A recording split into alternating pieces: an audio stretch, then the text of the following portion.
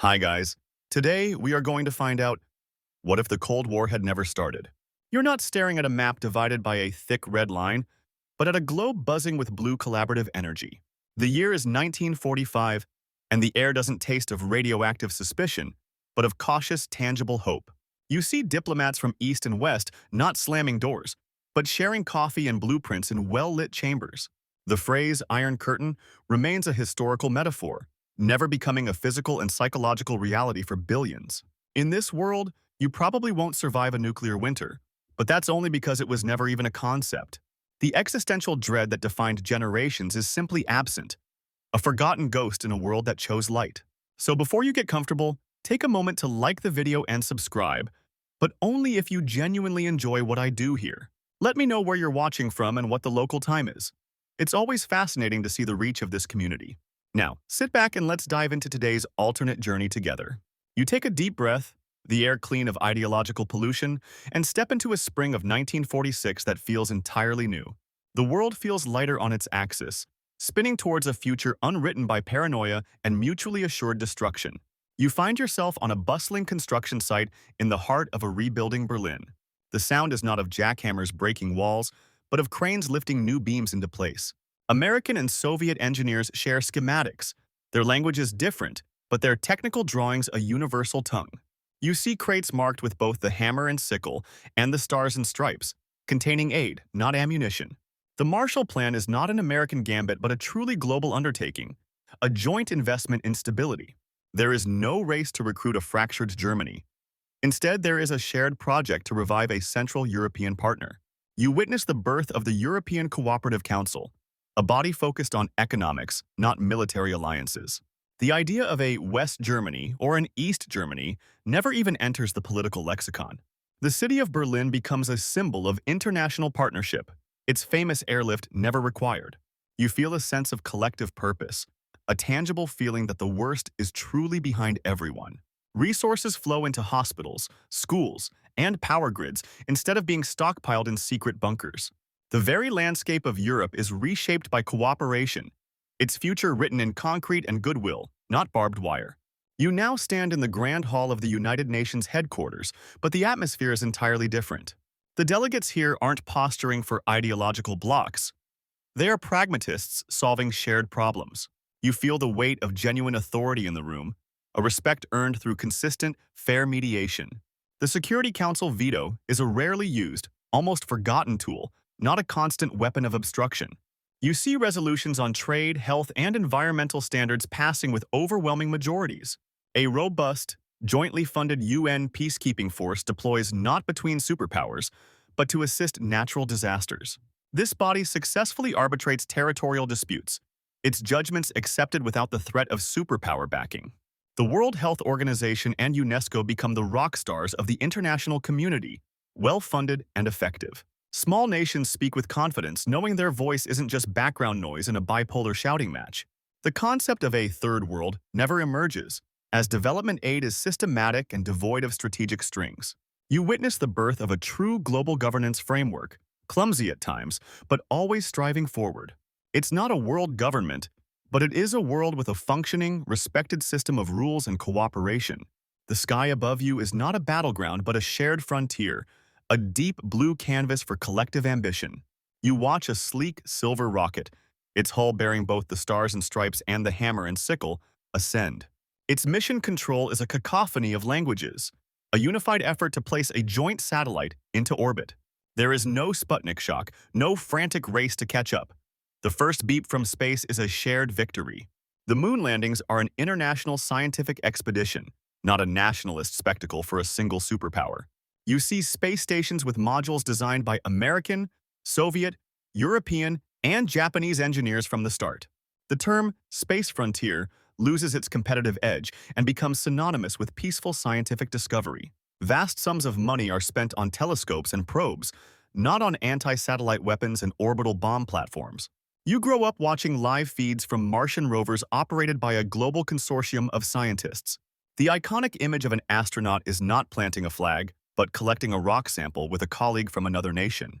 The heavens are a place for astronomers and cosmonauts to work together, not for generals to draw target lines. This spirit of open collaboration in space trickles down, inspiring a generation of scientists and engineers.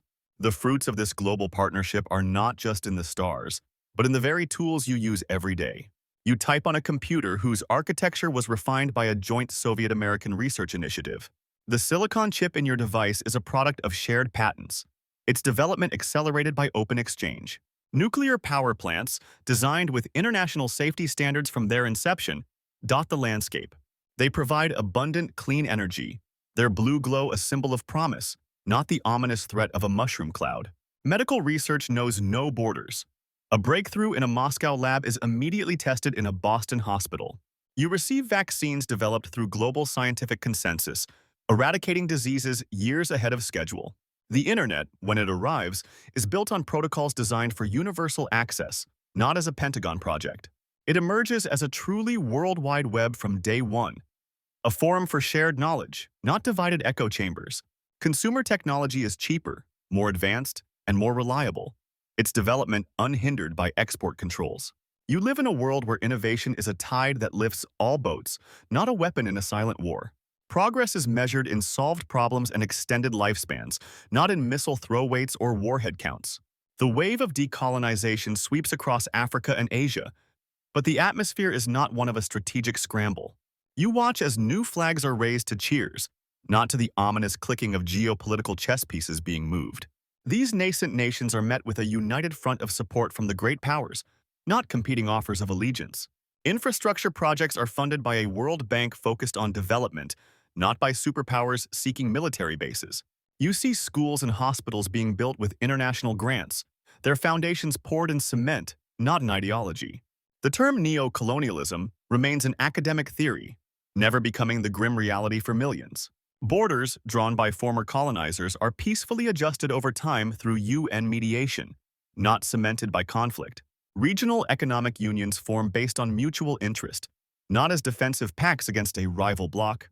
You witness a slower, perhaps more stable path to modernization, free from the destabilizing pressure of proxy wars. The resources of these continents enrich their own people first, fueling local industries and education systems. It is a messy, imperfect process, but it is their process, dictated by their needs, not by a global standoff. The post-colonial world is defined by growing pains, not by the deep, frozen scars of superpower intervention. This spirit of collaboration fundamentally reshapes the global economic order, creating a web of interdependence. You work in a world where tariffs are low and supply chains are truly global, unimpeded by iron curtains. The economic miracles of Japan and West Germany are not isolated phenomena, but part of a worldwide boom. You see a European common market that includes Eastern nations from its inception, creating a continent-sized economy. The Bretton Woods system stabilizes currencies, and the World Bank funds development projects on every continent. There is no need for a Nixon shock. The dollar remains strong, backed by a productive, integrated global economy. Economic downturns are met with coordinated international response, softening their impact on your job and savings. You might vacation in a booming, open Eastern Europe, its cities vibrant hubs of culture and commerce. Consumer goods are cheaper and more varied, their parts sourced from a dozen countries working in tandem. The term offshoring doesn't carry a negative connotation. It's simply a fact of efficient global production. Wealth inequality between nations narrows gradually as technology and capital flow more freely to developing regions. Your economic life is defined by a sense of stable, predictable growth, not by the booms and busts of a fractured world. This economic openness paves the way for an unprecedented cultural renaissance, a true melting pot of ideas. You watch Hollywood films starring Soviet actors and listen to rock music blended with traditional balalaika melodies. American jazz musicians tour freely in Eastern Europe, and Russian literature finds a massive new audience in the West. There are no blacklists, no accusations of cultural imperialism, just a genuine curiosity and exchange. You see art exhibitions that travel from Paris to Moscow to Tokyo, their themes universal, not political. The Beatles might record a song in a Moscow studio, and a Soviet filmmaker might win an Oscar. This constant cross-pollination creates new, hybrid art forms that defy easy national categorization. You grow up with a vastly broader palette for food, music, and film. Your worldview shaped by a global smorgasbord. Censorship is a fading relic. The only filter is quality and public taste, not state ideology. Sports, like the Olympics, are purely about athleticism, never bogged down by boycotts or political protests. You cheer for athletes based on their skill and story, not the political system they represent. This shared cultural language becomes the strongest glue binding this alternate world together. The most profound change, however, is psychological. The ever-present shadow of nuclear annihilation is simply gone. You grow up without duck-and-cover drills, without the haunting fear that a siren could signal the end of everything. Your childhood nightmares are of monsters under the bed, not of ICBMs streaking across the polar ice cap. The doomsday clock, if it even exists, is a museum piece, its hands frozen at a comfortable distance from midnight. This absence of existential dread fundamentally alters the collective psyche, fostering a more optimistic, forward-looking society. Political discourse isn't dominated by defense spending. The military-industrial complex never gains its formidable power. You see vast tracts of land that were once missile silos repurposed as nature reserves or solar farms. The intellectual and financial capital, once poured into mutually assured destruction, is now invested in assuring mutual prosperity. Your tax dollars fund schools and parks, not the maintenance of thousands of warheads on hair-trigger alert. This sense of security is so pervasive it becomes almost invisible, the default state of being for an entire generation. You never learn the names Hiroshima and Nagasaki as the end of one war, but as the tragic beginning of a global vow. The mushroom cloud is a historical artifact, not a looming specter shaping foreign policy and personal anxiety. This newfound sense of security allows nations to turn their focus inward, to the well-being of their own citizens. You see the immense resources once dedicated to the arms race diverted to domestic projects on a staggering scale. The interstate highway system in the U.S. is joined by a national high-speed rail network connecting cities and coasts. In the Soviet Union, the focus shifts from heavy industry for war to consumer goods and modern housing for all. A global Great Society initiative emerges, tackling poverty, education, and healthcare with international funding. You benefit from publicly funded universities, making higher education accessible based on merit, not wealth. National healthcare systems become the global standard, their development accelerated by shared medical research. The environment becomes an early priority. The first major international treaties curb pollution and protect species. You breathe cleaner air and swim in cleaner rivers, as environmental protection is a shared value, not a political debate. Civic infrastructure, libraries, parks, community centers, proliferates, becoming the cornerstones of daily life. This investment in human capital and public goods creates a healthier, more educated, and more productive global populace. The quality of life for the average person rises dramatically, a peaceful dividend paid out for decades. This shift in priorities fundamentally reshapes the political landscape of Asia, a region once destined to be a Cold War battleground. You witness a unified Korea, not through a devastating war, but through a gradual negotiated reunification process. The peninsula becomes an economic powerhouse, its combined talents and resources unleashed without the shadow of conflict. China, never isolated by a Western embargo, integrates into the global economy decades earlier as a partner, not a pariah. Its economic rise is steadier, less disruptive, and its political evolution follows a more open, collaborative path. The domino theory is a forgotten footnote. Southeast Asian nations develop their own unique models of governance. You travel from Bangkok to Hanoi on a high-speed rail line built with international cooperation, not Chinese or Soviet loans. Japan's economic miracle is complemented, not threatened, by the rise of its neighbors, creating a stable, prosperous region. Territorial disputes in the South China Sea are settled through the World Court, not by naval standoffs and island building. Asia becomes the engine of the global economy not through low-cost labor, but through innovation and a massive, educated middle class. The 21st century is not dubbed the Pacific Century due to tension, but because of the region's peaceful, collaborative prosperity. The arc of history in Asia bends towards integration and development, not division and militarization. This collaborative spirit extends to the Middle East, a region whose modern history was largely defined by Cold War proxy conflicts. You see a different outcome for the Arab-Israeli conflicts, mediated early and decisively by a unified international community. Without superpowers arming opposing sides, the wars are shorter, less destructive, and followed by sustained peace efforts. A Palestinian state is established alongside Israel through negotiation, its economy bolstered by international development funds. The region's vast oil wealth is invested in diversification and modernization, not in purchasing arms or funding extremism. You witness the rise of Dubai and Abu Dhabi as global cities decades earlier, their growth fueled by peace and stable investment. The Suez Canal remains an international waterway under firm UN stewardship, a symbol of global trade, not nationalist crisis. The concept of axis of evil never emerges. Iran remains a secular monarchy, integrated into the global economic and political order. Sectarian tensions, while present, are mitigated by economic interdependence and a lack of external powers fueling the fires. The Middle East becomes a crucial hub in the global energy transition, investing oil revenues into solar and wind projects for the world. It is not a region of perpetual conflict, but a complex developing area facing the same challenges of modernization as others. The path is still fraught, but it is navigated without the devastating weight of great power competition.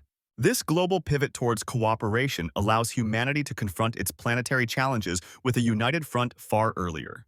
You see the first major international environmental summit in the 1970s, not as a talking shop, but as a launchpad for action. The ozone layer is protected by a swift global treaty. CFCs are phased out before a catastrophic hole can even form. Climate change is identified as a collective threat decades sooner, with a coordinated shift towards renewables beginning in the 1980s. You drive an electric car powered by a grid increasingly fueled by solar, wind, and next-generation nuclear fission. The Great Coral Reefs are preserved, their bleaching halted by aggressive global carbon treaties and conservation efforts. The Amazon rainforest is protected by an international fund, its value to the planet's lungs recognized above short-term gain. You live in cities designed for people and green spaces, not for cars, with extensive public transit and clean air standards. Species extinction rates plummet as habitat loss is reversed and wildlife corridors are established across continents. The concept of a circular economy is the global norm from the start, with waste minimized and resources constantly reused. Environmental science is the most prestigious field, attracting the best minds to solve humanity's greatest engineering challenges. You inherit a planet that is stabilizing, its systems healing from the industrial age, a project of generations working as one.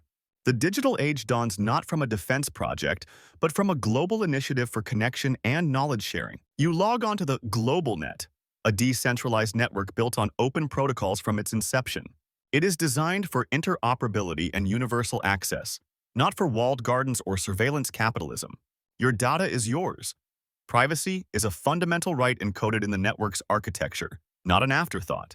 The online world is a vibrant bazaar of ideas and cultures, its early promise never corrupted by echo chambers and disinformation campaigns. Social media platforms, where they exist, are public utilities focused on connection, not engagement-maximizing algorithms. You use this tool to learn languages, collaborate on international projects, and experience other cultures from your living room. The digital divide is closed early through global investment in infrastructure, bringing the world's knowledge to every village. Innovation flourishes in this open ecosystem. A teenager in Nairobi has the same access to coding tools as one in Silicon Valley.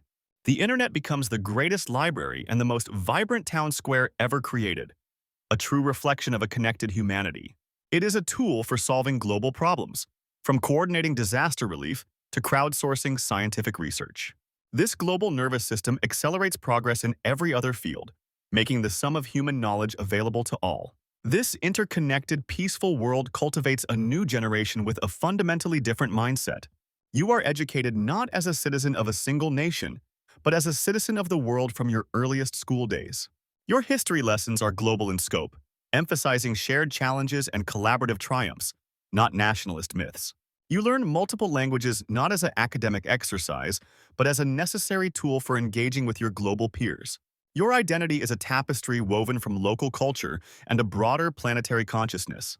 Patriotism is not defined by suspicion of others, but by pride in your country's contributions to the common good. You see yourself in the struggles and successes of people on the other side of the planet, your empathy unbounded by borders. This global citizenship is the ultimate defense against the old demons of xenophobia and ultranationalism. They simply have no soil to grow in. Your ambitions are geared towards solving global problems. Your heroes are scientists and diplomats, not generals and spies. You take for granted a world where cooperation is the default and conflict is a bizarre, distant anomaly. This is the true victory of this timeline, Not just the absence of war, but the presence of a unified human spirit. You are a child of that spirit, its greatest achievement and its surest guardian. Yet, this world is not a utopia. It has its own set of unique and complex challenges born from its very unity. You face a global bureaucracy that can be slow, cumbersome, and frustratingly consensus-driven. Local cultures sometimes feel homogenized under the pressure of global media and a dominant cooperative ethos. Without a common enemy to unite against, societal focus can fragment into 1,000 different causes and debates. You witness passionate, sometimes violent protests against the very international institutions that maintain the peace. Economic interdependence means a recession in one region can ripple across the globe with startling speed. The sheer pace of coordinated technological change can be disorienting, leaving some communities struggling to keep up. There is a pervasive, low-grade anxiety that this intricate system of global cooperation is fragile, that it could all unravel. You grapple with a deep philosophical question. Is a world without sharp conflicts also a world without sharp passions? The human capacity for disagreement and competition finds new outlets in sports, business, and art, but the stakes are lower. Some even feel a strange nostalgia for the clarity of a bipolar world, forgetting the terror that came with it. The greatest challenge becomes maintaining vigilance and gratitude for a peace that feels, to many, utterly normal. This world, for all its wonders, forces you to confront a profound and unsettling paradox of peace. You live in an age of unparalleled safety and comfort, yet a part of you wonders if something essential is missing. The human spirit, forged in struggle, now seeks new mountains to climb, new frontiers to conquer that aren't physical. Great art often explores inner space, the complexities of the human condition, rather than responding to external cataclysm. Some of the most brilliant minds turn their focus inward, to psychology and consciousness, seeking the final frontier within. You sense a collective yearning for meaning that isn't provided by material comfort or the absence of war alone. The old certainties of us versus them are gone, replaced by the more nuanced and often more difficult challenge of us with us. Progress is steady but can feel slow, lacking the desperate breakthrough innovations that sometimes spring from existential threat. You must consciously cultivate gratitude, reminding yourself of the horrors that never were, the bullets never fired. The peace is so deep, so pervasive that it risks being taken for granted, its maintenance seen as a technicality, not a triumph. The price of this world is eternal vigilance not against an enemy, but against complacency, against the slow erosion of cooperation. You are living the dream of generations past, and the weight of that responsibility is your generation's unique burden. So here you are, a product of this uninterrupted timeline, standing at the nexus of a world that chose a different path. You look around at the clean cities, the collaborative projects, the faces from every corner of the globe working in unison.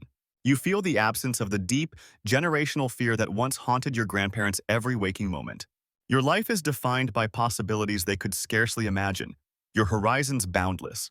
You check the news and see debates about funding for a new orbital habitat, not reports from another brushfire war. You argue with friends about the ethics of artificial intelligence, not the morality of mutual annihilation. The challenges you face are the challenges of abundance and cooperation, not of scarcity and suspicion. You carry a passport that grants you visa-free travel across a planet at peace with itself. You are living proof that humanity's darkest hour was not a preordained destiny, but a choice that, in this reality, was never made. The question is no longer what if the Cold War never started, but what do we build next? The future is a blank canvas, and your generation holds the brush, unburdened by the nightmares of the past. This is your world. This is your normal, and its continued existence is the most profound achievement in human history. The narrative slows now, the intense speculation giving way to a softer, more reflective tone. You have journeyed through a world unmarred by decades of ideological trench warfare, a planet that channeled its competitive spirit into collective endeavors. The constant, background hum of existential threat is absent here, replaced by the vibrant, sometimes chaotic, noise of global collaboration. It is a world where the brightest minds built solar arrays instead of ICBMs, where diplomacy was the first resort, not the last. This reality is not perfect. It grapples with bureaucracy, complacency, and the subtle challenges of peace, but its flaws are those of health, not sickness. The profound thought it leaves you with is this: our darkest hours are not inevitable. They are the result of choices, large and small, and the most meaningful history is not just the story of what happened, but the endless potential of what didn't. So what do you think? Does a world without a great struggle lose something essential, or does it finally find itself? Let me know your thoughts in the comments below.